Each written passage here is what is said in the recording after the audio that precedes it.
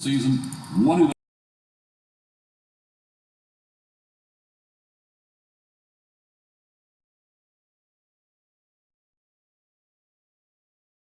County going on the road to North.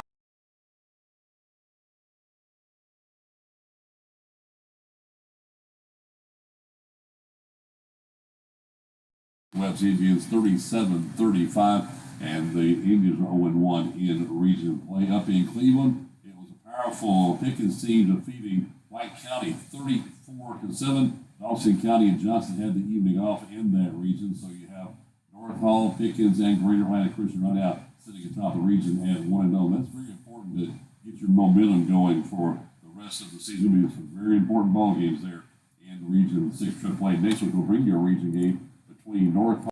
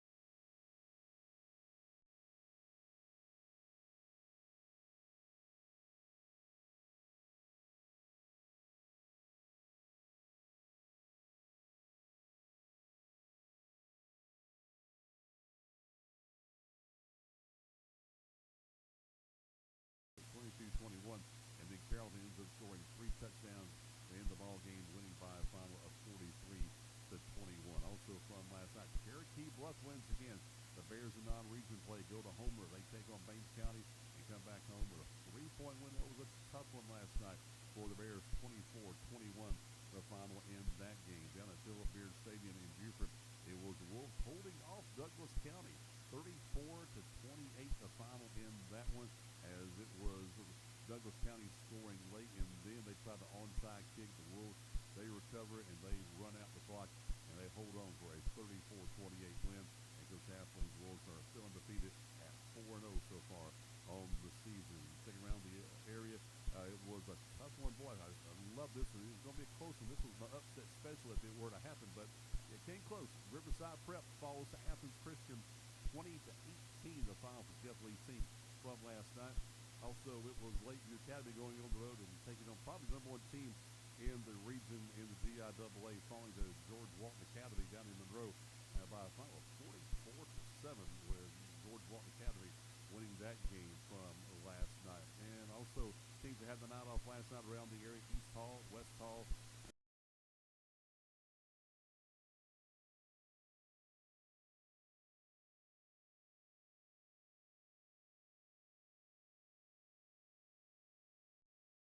It was North Forsyth winning. Beat South Forsyth last night, 28-7. The Raiders over the Eagles last night at the home of South Forsyth. It was West Forsyth. What they call the Wolverhorn.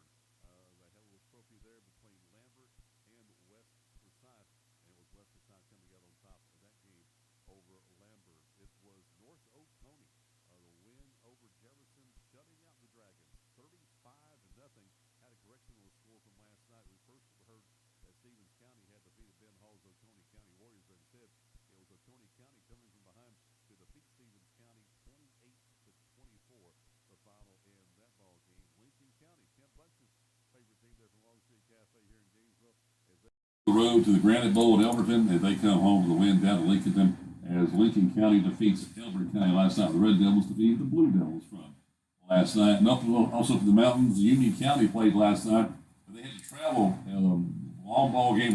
Marked over in northwest Georgia. They defeat Union County last night. Bill Parsons Yellow that ball game won over the Panthers of Union County from last night. Also, Rabun County had a long road trip. They went down to Bremen, also down in the Carrollton area, and won that ball game over Bremen from last night. We'll bring you more details on high school football throughout the morning. Coming up next, we'll talk with Jody Kenny of North Hall High School about last night's ball game. Coming up next on the Saturday Morning Sports Show on 97.5 Glory FM, on YouTube at Team Glory Sports.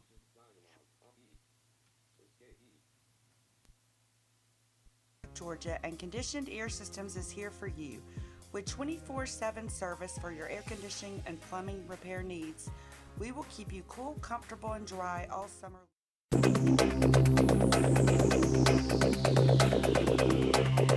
AC and plumbing, when you need it for over 45 years.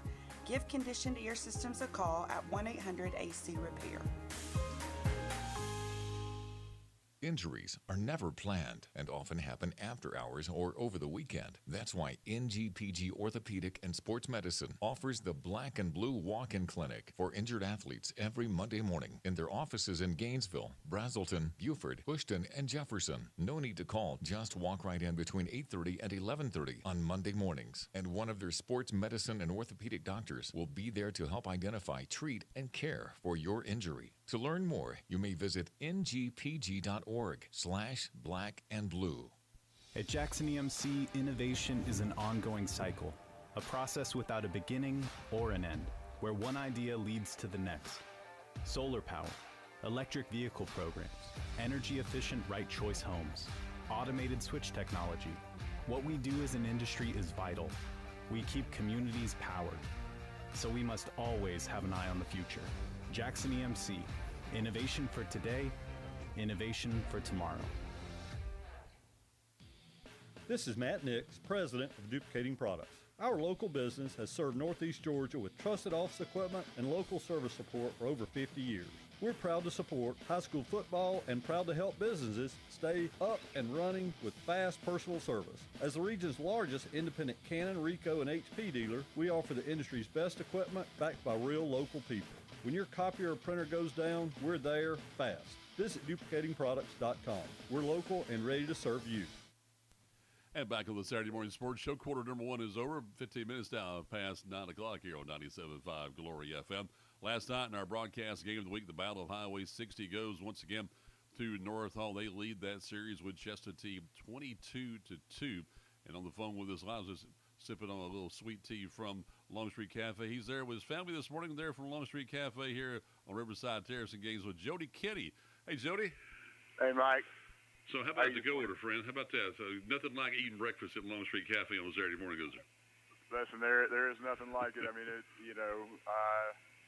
very few things keep us from our Saturday morning appointment here. That's the way to do it, buddy. A family thing. Yes, sir. No doubt about it. So tell you what, how about last night? Were you surprised at all about how things went last night? To some extent, yes, but also no. Our kids, the East Hall game was a little bit of a wake-up call for our kids. It was, this after the first two games we had, it's easy to motivate the kids with revenge. After playing the two teams that beat us last year in the regular season, and both of them being ranked teams, it's not hard to get the kids up for that. Last week the target we switched from the hunter to the hunted, and our kids, I don't think mentally they quite made that transition successfully, which so the East Hall game kind of shocked them into reality and understanding that, okay, we're getting everybody's best shot now, because they want to get back for us beating them last year, just like we wanted to get back at Wesleyan and Bluff. So I think the kids really responded to that challenge. We had a much better week of practice, coaches put together a great game plan, and it was probably the best we've executed, certainly all this season, and it's maybe in Pender's entire tenure. I mean, we just executed everything very well last night. Well, you had the ball, 7 times last night, and you scored, 8 times, in fact, was it? And scored every time you had the football. Yeah, we did. Settled for a field goal on the first one. Didn't pick up a blitz correctly. Threw us out of. We were down around the 5-yard line, and it threw us back outside the 10. and weren't able to punch that in. But then 7 in a row after that, and after you look at the score and you don't realize Chesty had a lead at the end of the first quarter, because after we had to settle that field goal, they used the entire rest of the first quarter driving down the field and punched it in, and that really got our kids' attention. I think. I think, if I remember right off the top of my head, I think Chesty had 80 yards of offense on the first drive and 88 the rest of the game. Yep, that's what happened. Yes, but what changed there in the second quarter defensively? Because after that long 80-yard drive, it's like, okay, then all of a sudden Northall just shut them down. Well, I mean, people that watch the game, especially a system offense like the wing tee, they just assume it's the same thing over and over and over. But they do make adjustments in the blocking. They do make adjustments so sometimes sometimes it takes a series to figure out, okay, here's where the double teams are coming from. Here's where they're attacking. Here's where they think, and so and making those adjustments on defense, and being able to pick up, adjust what you're keying on, and those kind of things. And like I said, our staff is really, really good at picking up those kind of things. And so, the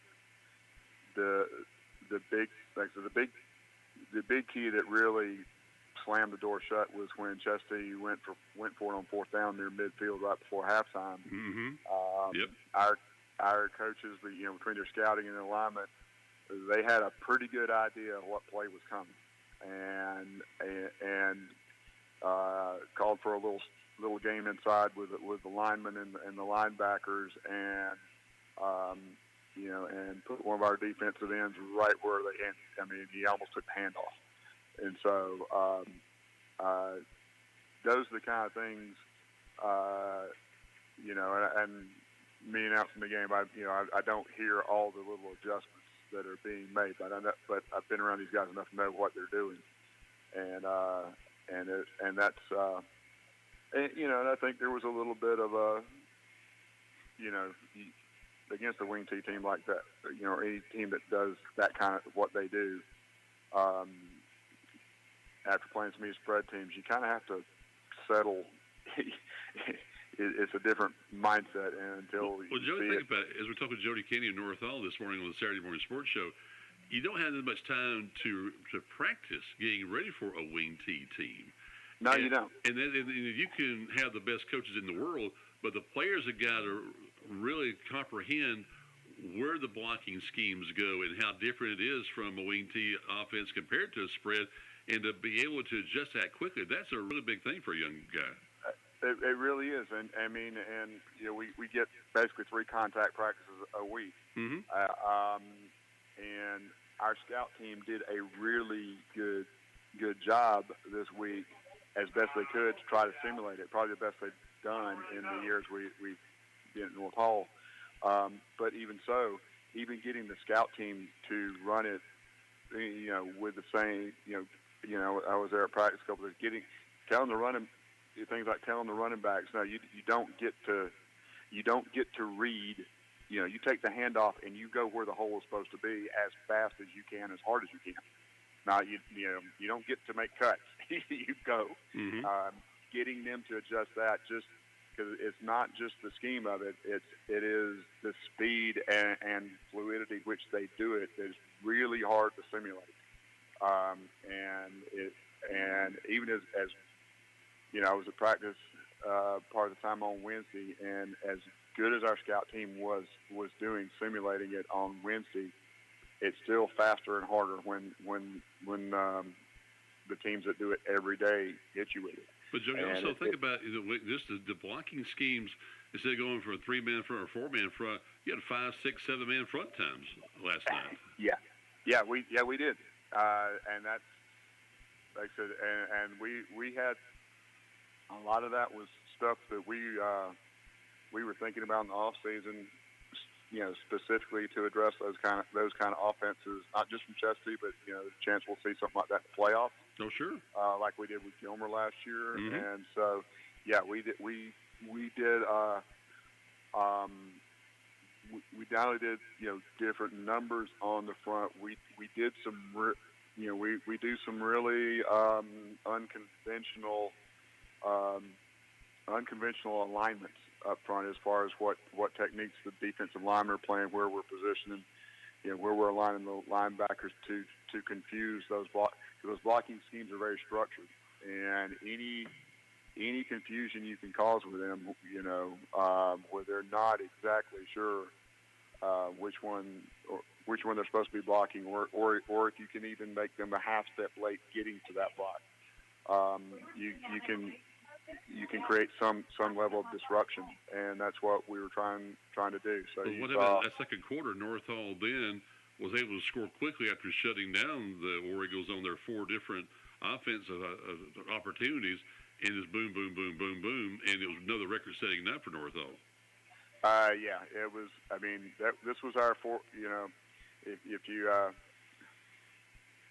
you take out the one victory formation kneel down against Cherokee Bluff, which I always get yelled at for actually including that in the stats, but it does have to go in there for the team. Then you take that out, we've started the year with 4 consecutive 500-plus yard offensive games, and 4 consecutive games of 40-plus points. Well, you're averaging 46 points a game right now. Yeah, it's 46 now. Yeah, it's so offensively, and that was I was looking at the stats last night, and this is this is how efficient we were last night, and this is rather shocking actually. We ran 46 plays. All right, 7 of those were in goal-to-go situations. All right, so take those out. That down to 39 plays. We made first downs on 23 of those 39 plays. We made, on the plays where it was possible for us to get a first down, we got a first down on more than half of them. Well, two things, Joe. You look how efficient Alex Schliemann was last night passing the football, and then what Adams and Allen were able to do running the football. Yes, Alex is he's become so efficient. I mean, most of his incompletions were either shot plays where he was trying to fit, he was trying to get something in there, or I mean, there's 2 or 3 of them where okay, this is a screen, it's not there, I'm just throwing it away. Of his very few incompletions last night, at least 2 of them were throwaways, I'm pretty sure. They were. And sure were. And a couple of them were broken up by Chesapeake's defense. Okay, but he's picking the right guys out, delivering the ball to them on time, and accurately. And then I got shout out to Smith. Smith McGarvey has really embraced the adjustment in his role this year. Well, he's doing it all too. Yeah, I mean he's Smith. I mean Smith is too good of an athlete to keep off the field, and he can do so many things, and so we're letting him do all those things. So Smith ran the ball last night. He caught the ball last night. He threw the ball last night. I mean, that's what he can do, and we're still figuring out how to really get the most out of having. We're so blessed to have both of them, and you're going to see more on a different show the other night. Ty Kemp referred to Smith as our Swiss Army knife, and it's exactly right. And I said that over the loudspeaker last night, and Smith's grandmother came up to me and said how much she loves that. So I heard she was at the game last Friday night. She got home about 2:35. She was telling one of the guys in the booth, one of our guys. I think she told Gary or somebody. Listen, McGrandma is always the first one at the stadium too. I mean, she is the first one there. We always saw her at the baseball games back in the spring. She'd always say hello to us, and it was really something. Yeah. She was always there. Yeah, yes. I try to talk to her every time. And you mentioned Justin Allen. Justin had a monster game last night. The coaches couldn't believe he only had 76 yards. And running back coach texted me, he goes, "You sure running back?" It seemed like he had a lot more yards. And I just said, well, the end zone kept getting in his way. Which was part of his problem. He carried the ball 7 times and only got tackled 4 of them. So it's a pretty good night. So I mean, we're having a lot of kids, step up. They realize we got a lot of good players, and rather than getting selfish about it, they understand. Okay, I got a role, but when my number is called, I'm only going to get so many opportunities. I need to make the most of them, and they're doing it. And before I let you go here, get you to go biscuit before you go there at the Long Street Cafe, and get you a big sweet tea too. Is that next weekend is going to be a very special night, and it can't be distractions because White County, even though they're winless right now, they've been winless before coming into North Hall and upsetting North Hall. And then it's going to tell everybody about the special part of Hall of Fame night coming up next week. A special part of Hall of Fame night, and I'm not going to try to list everybody. We have 6 people going into the Hall of Fame. Mm-hmm. Okay, Let me help you out. Go ahead. From the football side, Coach Jim Lofton, he'll be inducted. He passed away a few years ago, and he really started the success of North Hall's football program. He came to North Hall back in 1987, and we had the first ever playoff game back in 1989 after defeating Gainesville the last game of the regular season. And I still remember, I was telling last night, Joe, still remember the goalposts being downfield. It looked like praying hands on both sides. It really did from that standpoint, and had that one playoff game. And then Coach Lofton went on in his career at GAC. Before that, it was at East Hall, and before that was Jefferson. And so he'll be inducted into the Hall of Fame. Well-deserved honor for Coach Lofton. Another coach who has gone home is Marie Faulkner, who was a girls coach at North Hall on 2 different occasions, 10 years apart, from 71, 72. Then back in 1980, she was there, and she also was the boys coach at Lumpkin County for 1 year before she retired. And of course, her son and grandson doing a great job. Her grandson, that was one of your favorites down there at Georgia Tech, with Cal playing there. Then also one of the best football players we had back in that era with Coach Bob Christmas, Andrew Smith. Right. He was everything at North Hall guy with all the different sports that he played there. And now working in the Space Corps, he'll be inducted next week. And then also have the man who has the honor of having the most points ever scored in North Hall basketball history, Ronnie Hulsey. He'll be inducted. And it's a good honor for Ronnie Hulsey, who does so much for this community by supporting with his law firm, all he does there for the community. And he'll be inducted into the Hall of Fame. Also got the swimmer Booth. He'll be also inducted coming up next week. And thanks everybody, isn't it? No, Paul Powers. No, if you missed one. Who? You missed Ronnie Hulsey's coach, Greg Williams. Oh, of course. We talked to Greg last night. That's one. Yeah, forgive me, Greg. We had Greg on the pregame show last night. And was talking about Greg and I graduated from North Hall 50 years ago back in 1975.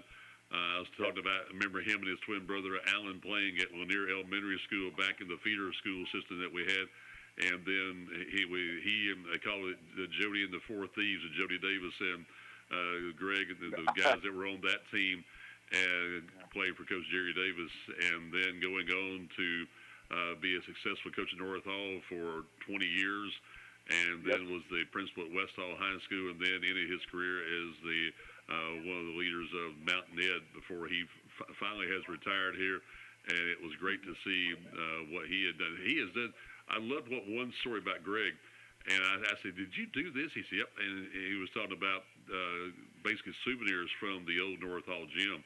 That he made an Adirondack chair for Brian Hall, who was inducted in the first Hall of Fame class 2 years ago at North Hall, and Brian was one of his players, and made an Adirondack chair out of some of the wood from the floor there at Old North Hall Gym. That's that is really special to have It's right actually there. Actually from the bleachers. For the bleachers? Wow. Yeah, I think he worked a deal. Once in the old gym, they had taken out one side of the bleachers years ago. So there's only one side left when they tore the gym down. I think Greg managed to get all that wood. Oh wow! He made several Adirondack chairs, and last night he didn't. he was going through the wood too fast. I know a few other people he made the chairs for, but last night when he came to the press box, he had a bag with him, and in there he had a plaque he made for me out of that same wood, and gave it to me last night. And so Greg, thank you. I told some folks, I said, if I hadn't been so wound up with pregame adrenaline, I probably would have cried like a baby when you get that to me. It meant so much to me. I've known Greg for a long time. He was a JV coach when I played basketball at North Hall back in the '80s. Yep. His mother was one of E.G. Taylor's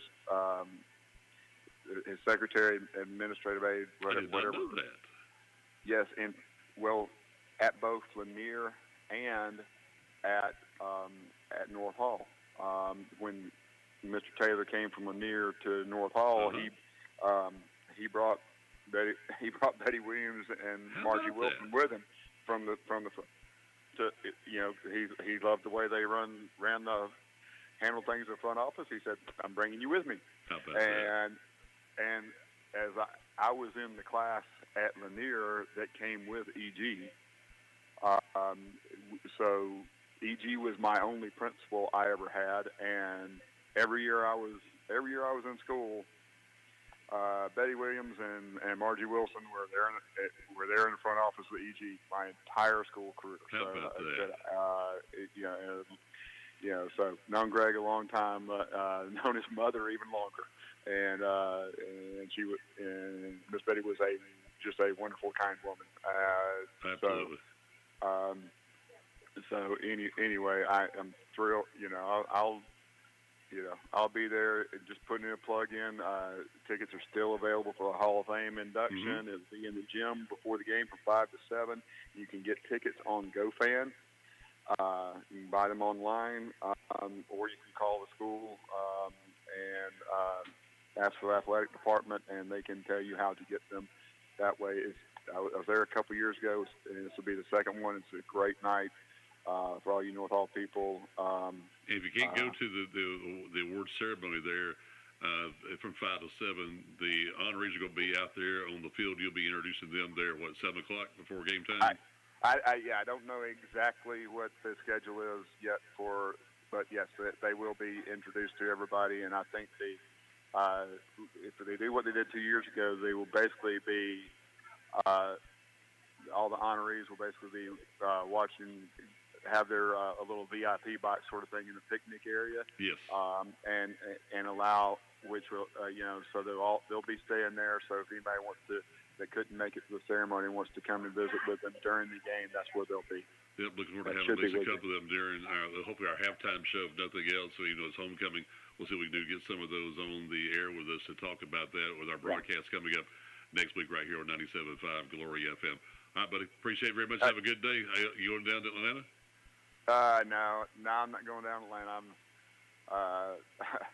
got family stuff, so there you go. I can stay home for. All right. Anyway, all right, thank you, Mike. Have a good see you man. next week. Take care. See you.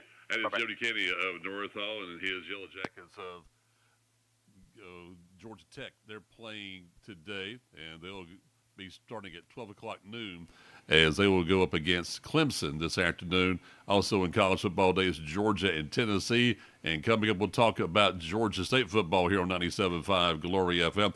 As Dave's going to talk about Murray State and Georgia State. Coming up next, we'll talk to Harper Bell about the NFL and the Atlanta Falcons here on the Saturday Morning Sports Show on 97.5 Glory FM. It's kickoff time, Gainesville, and Hardy Chevrolet has the winning lineup you've been waiting for. From rugged Silverados to family-ready SUVs, our inventory is stacked for every game. And customer service? It's always first string. Visit Hardy Chevrolet at 2115 Brownsbridge Road, Gainesville.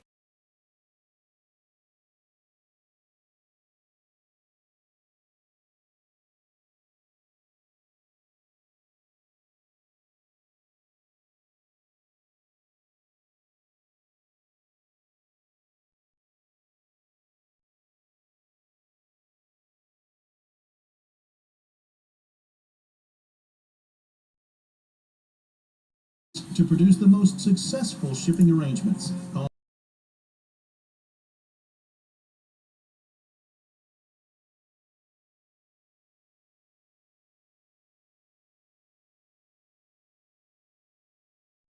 The NFL now and talk with Harper O'Bell here on. Got a little bit of rest after certainly an entertaining North Hall Trojan victory last night. They played very well, and they've done well against Chastity, but I have to admit that they were very impressive offensively. You had just finished talking about stuff like that. I certainly noticed it, and they are going to be a formidable force once the playoffs start coming around the corner. We're still in mid-September, but good to be with you last night, and thank you for having me on with you this morning. Oh, I always thank you so much. So let's hope that Georgia State can be that impressive tonight against Murray State, and also the Falcons against Minnesota tomorrow night. Yeah, I'm looking forward to both to get some things turned around. Obviously, with Georgia State, they and Murray State are 0-2. We talked a little bit about that last night, but someone's going to come away with a win.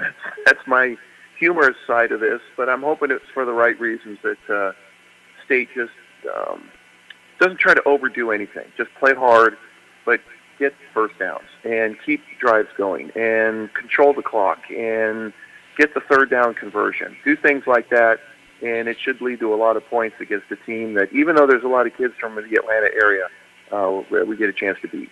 Harvard, did it come down to the point, really, that State was overmatched, I think, in the schedule just with the competition?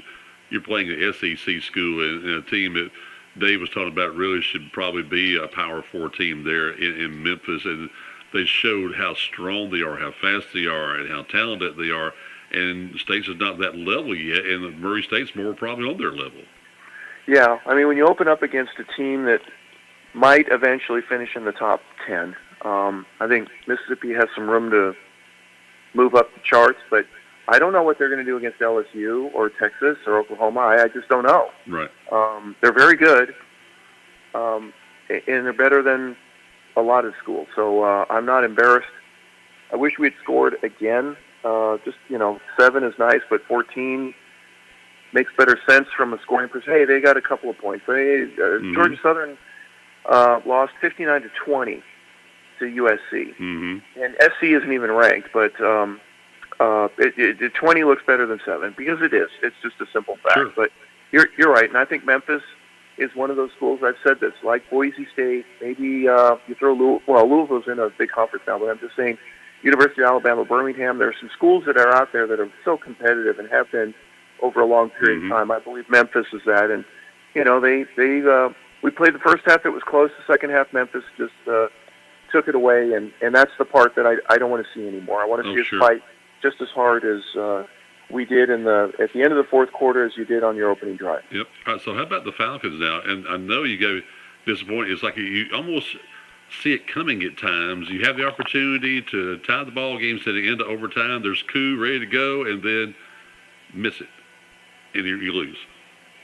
Yeah. When you write the book, I'll read it, Mike. When you just say, "Have we seen this before here with the Atlanta Falcons over the last 25 years?" Could have been, should have been. Failure to get a first down on a 3rd and short by doing something other than running the ball straight up the middle. I have to admit, though, let's stop for a second. Michael Penix was very impressive. Yes. He willed a couple of first downs there. It took 25 minutes of real time to get about 45 seconds of game time with all of the reviews, and we got to look at this again and a few penalties and some other things. But Very impressive with what Michael did. He threw the ball well. Was he 100% accuracy? No, but he was more than what I expected for a first game from a guy who hadn't played in a real game since last year, and not getting any time in the preseason. Mm-hmm. So I thought the games would be a lot sloppier. I'm glad they weren't. Maybe the referees just on purpose decided to swallow their flags for a little bit, but I'm sorry, I've seen this before. You know, like I said, the inability to get a first down on a third and short, unable to get a stop there at the late portion of a ball game, allowing another team in your building. Mike, that's the thing. In my building, my team has struggled. How many times have you seen the defense allow a game-winning touchdown in the fourth quarter? Way too many. You know, how do I love thee? Let me count the ways. Shakespeare could probably say that after watching the Falcons. How do I draw such disdain and anger over NFL games? Well, I've watched the Falcons for the last 10 years. I wish it were easier or better. It is what it is. Now they get to go to Minnesota, and the Vikings, J.J. McCarthy, congratulations. He and his fiancée had a baby son yesterday or Thursday, and bringing another person in the world, congratulations. I love it. But will that get you to focus a little bit differently? Falcon fans certainly will hope so. But they didn't throw for a whole lot of yards. They're number 28 after 1 week, but they're in the top 10 rushing. And the Falcons are almost the exact opposite. Their running was not very good, only 69 yards against Tampa. Not very good. That number needs to increase. But they're in the top 10 for passing. So Michael Penix did have a good day, and there are some nice things to glean from in terms of the rest of the season if you're a Falcon fan. All right. So how about some of the newer Falcons that you saw last week play? Were you impressed with any of them? Xavier Watts from Notre Dame. That kid can bring it. Very impressed with him. What he was a fourth-round draft pick in a draft where you don't have a whole lot of guys, so you really need to hit. We've been looking for a couple of years now for someone that will team up with Jesse Bates and make our secondary a formidable portion of the whole teamwork. And there are defensive coordinators and head coaches all across the world, Mike, that struggle with this debate. Do you build from the back forward in your defense? In other words, I want great cornerbacks, I want guys that can cover, and I'll worry about guys that rush later. Or do you rush the quarterback, really develop that, and then work on getting a good secondary afterwards? If you've got a really good pass rush, and by the way, last night when Green Bay played, on Thursday, their pass rush is monstrous. They are so much better right now and formidable. They're 2-0, and they're there for a reason. That trade that they made, Micah Parsons didn't play a whole lot in the first game, but he was a monster on Thursday. You had to account for him. From a fan standpoint, I'm old enough to remember this. Don't you want to see like a grit splits type of thing from the Falcon defense? Well, you'd love to see it if you have the guys to do it. Exactly. And if you don't, Mike, I was very fortunate to play in the league for a long while, and I played with Reggie White, and I have to admit that Reggie was one of the greatest players the league has ever seen. Now, many people would argue that doesn't make any sense at all because Lawrence Taylor was better, but they didn't play the same position. They were different body types and everything. It's kind of like saying LeBron James and Wilt Chamberlain. They're different guys. Well, they are, and they played at different spots. Now, Reggie could move all over, and Lawrence was mostly an outside guy. But would you love to have the two of them, one on each end? And that's kind of what the Packers are building. You've got one of the best players in the history of the game right now on your team, and he's getting after the quarterback. And you've got a pretty good edge rusher on the other side. That'll take you places. The last team that I would mention that really had four guys that could rush the quarterback, the New York Giants back in the early 2000s when they win the Super Bowl with Osi Omenuri, J.C. Pierre-Paul, Strahan, and Tuck. The four of those guys were small-waisted, 280-pound guys that could run, and they were quick, and they would get to the quarterback, and they won a Super Bowl because defensively you couldn't throw on 3rd and 5. You didn't have time. and they would get a punt. And that's basically what any team is trying to do. If I can force you to punt, then I've got a chance to win the ball game. So, as about quarterbacks, Baker Mayfield keeps getting better and better, doesn't he? I think he loves ownership. When he can own an offense and take control of it, he had a couple of series there where he didn't do very well, and he was as mad as anybody. No one needed to criticize him if you're rooting for Tampa Bay. That guy says it all. Mm-hmm. He's not emotional. I think everybody goes to a class now that says, all right, don't show any emotion when you're on the field. Head coaches are renowned for that now. You can tell that they're as stoic in the first quarter as they are in the fourth, even though there are a lot of things that are going on. I love Dan Campbell getting as upset as he does sometimes. It's enlightening for me. I like it when Belichick will throw his headset down every now and then. Thank you, because I feel the same way as a fan. You know, when a golfer hits the ball into the woods and he doesn't do anything, I go, you went to school. You had to learn how to not get upset, because I know a lot of guys would be slamming their club into the ground. I just know it. I've done it, and maybe you've seen a lot of that too. Well, you said last night, you said you throwing a brick at the TV set. Well, yeah, that was the old Howard Cosell Monday Night Football days. Had a club of people that hated him so much that they'd go to a local bar. The bartender would donate an old TV, and he'd take $5, and everybody had a chance to take a sledgehammer or a brick or something like that, because they couldn't stand Howard. It was actually a pretty fun little thing. Now, Howard didn't like it. Not at all. He goes, man, I'm trying to do a good job here on TV. But the way he irritated a lot of people. It's funny, Mike, you also know that the ratings were up when he was on. So there was a method to the madness behind that. Yep. But anyways, back to the football aspect, just real quick. It's it's going on to see the emotion of the game. And sometimes it doesn't work very well for you. You get too high, you get too low, blah, blah, blah. But all right, so tell me this. Week number one in the South Division, Falcons and Buccaneers, how do you think about the Saints and Panthers? Well, the Saints and Panthers, we're all looking up right now. 1-0 versus 0-1. There are three teams in the division. Mike, you're going to have half of the league is upset of where their team is, the fans and everything. And if you get a win this week, they're going to feel a heck of a lot better. I thought Tampa was a better team. They proved it in our building. That's just a simple fact. That's the way I looked at it. Uh-huh. We got to get better. But I also think that we're much better than where Carolina and where New Orleans is right now. We practice better. I think the facilities and everything in the building should be much better than what those two have. And then the play on the field is a part of that.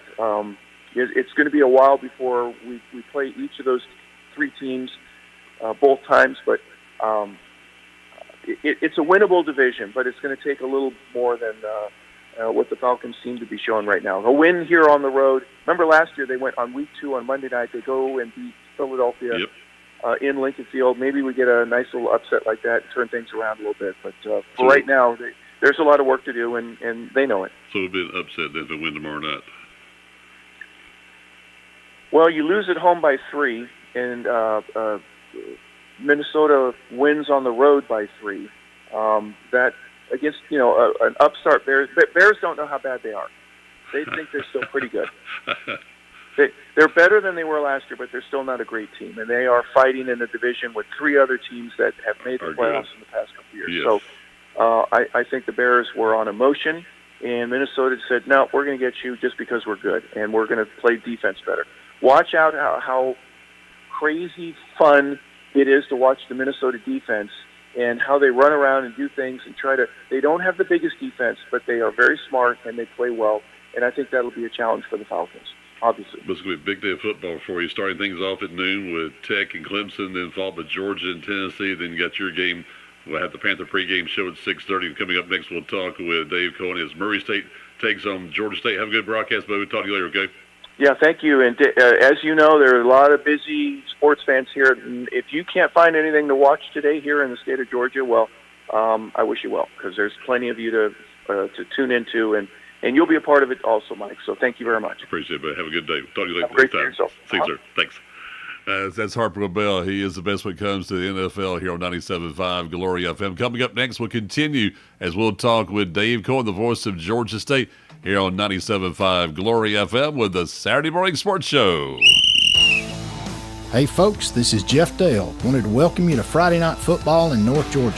The game is on tonight. I wanted you to know I'm in the game with an HVAC business called Optimum Mechanical. We specialize in residential and commercial HVAC. Service, replacement, new construction. Let us help you on your next project. Optimum Mechanical, 678-780-7251.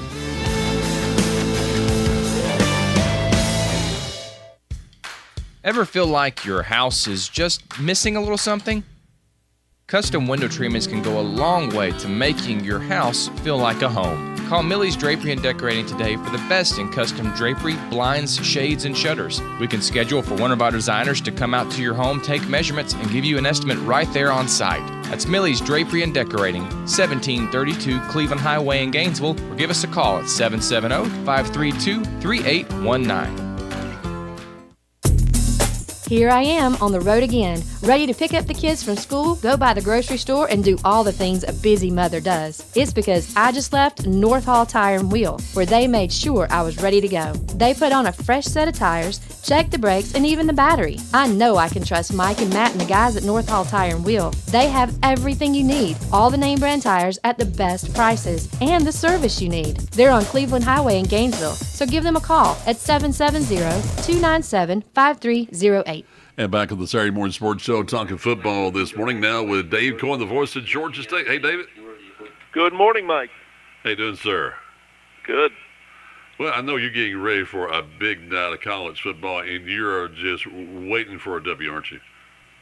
Well, you know, we played two really, really challenging games in the first couple of weeks, as you and I have talked about, and we've heard some from Coach McGee and the players during the week in our Georgia State football practice updates. You know, Ole Miss, Memphis, two formidable opponents. Ole Miss, top 20 team. Memphis, you know, basically a Power 4 level type program. And so this is one where Georgia State is favored. They're going to take on a Murray State team that has given up 90. That's 90 points in two games, 45 to East Tennessee State, 45 to Southeastern Louisiana. You know, and for Georgia State, I think obviously got to be better on third down opportunities, got to be better running the football, and got to be present offensively in the second half. Didn't score any points in the second half at Ole Miss. Didn't score any points in the second half last Saturday night against Memphis.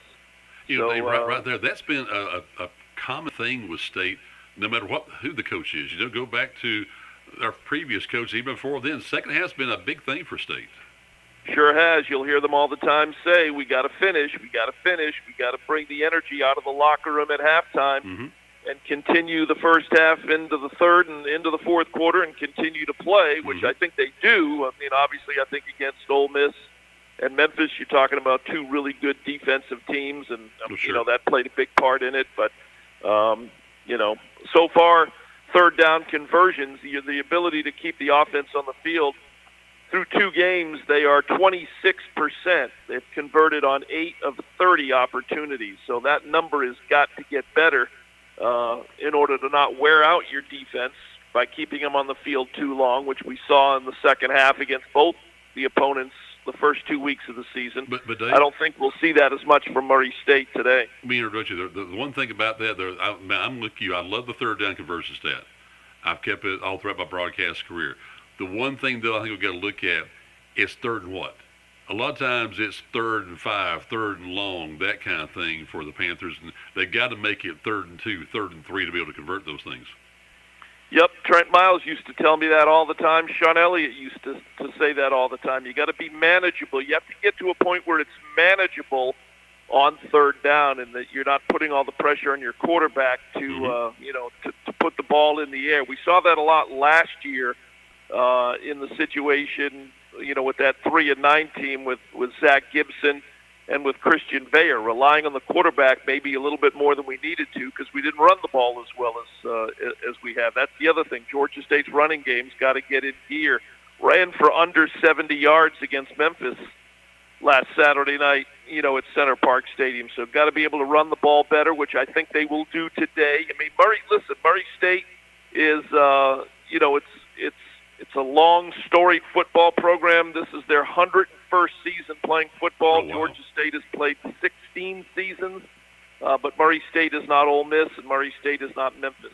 That's a big thing, so too. It's an opportunity for Georgia State to rise up and have a good night on the field. All right, for the fan out there, tell me what we got to do to get Robinson going, because we thought we've got a guy from Georgia coming. He's going to be the big running star for Georgia State. What's got to get him going?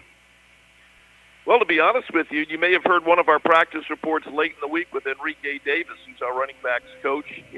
So far, Rashad Amos, Tawan Payton, DJ Braswell have kind of, risen to the top. I mean, I think Branson, will get some carries tonight, depending on how this game goes. But you've got such a deep running back room. Whoever at the time happens to be running well, carrying the ball well, and eating up chunks of yardage, they're going to get a majority of the carries. So far, it's been Amos, it's been Payton, it's been Braswell. But I'm like you. I mean, Branson Robinson from Georgia hopefully will figure into the resurgence of the running game from here on out. Ole Miss and Memphis, those are behind you, and now you've got games that other than we'll see what Vanderbilt throws at us next Saturday night, but you got games that are manageable from here on out through the end of the season. But for tonight's ball game, you'd like to see the Panthers rush a football for over 100 yards easily. Oh yeah, no question, and there's no reason not to be able to do that. I mean, here's one other big stat, Mike. Through the first two games, the defense for Murray State has allowed 323 rushing yards. Wow. So that's East Tennessee State and Southeastern Louisiana. My bet is they don't have as good a running backs as Georgia State does. That would be a pretty good bet from that standpoint. That's amazing they give it 45 to both those teams. It really is. All right, so tonight, Panther pregame show begins at 6:30, kickoff at 7 p.m. with Dave Cohen, Harper Bell right here on 97.5 Glory FM. The Murray State Racers and the Georgia State Panthers. Big key to get a win. Start out strong, fast like we did a couple weeks ago, right?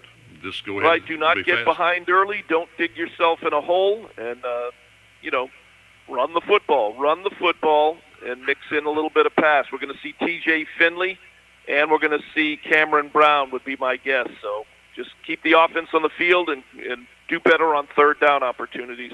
All right, buddy. Have a good broadcast. We'll talk to you tonight, okay? All right, thanks, Mike. Appreciate it very much. That is the voice of Georgia State here on 97.5 Glory FM, and that's the Saturday Morning Sports Show. 97.5 Glory FM is WGT.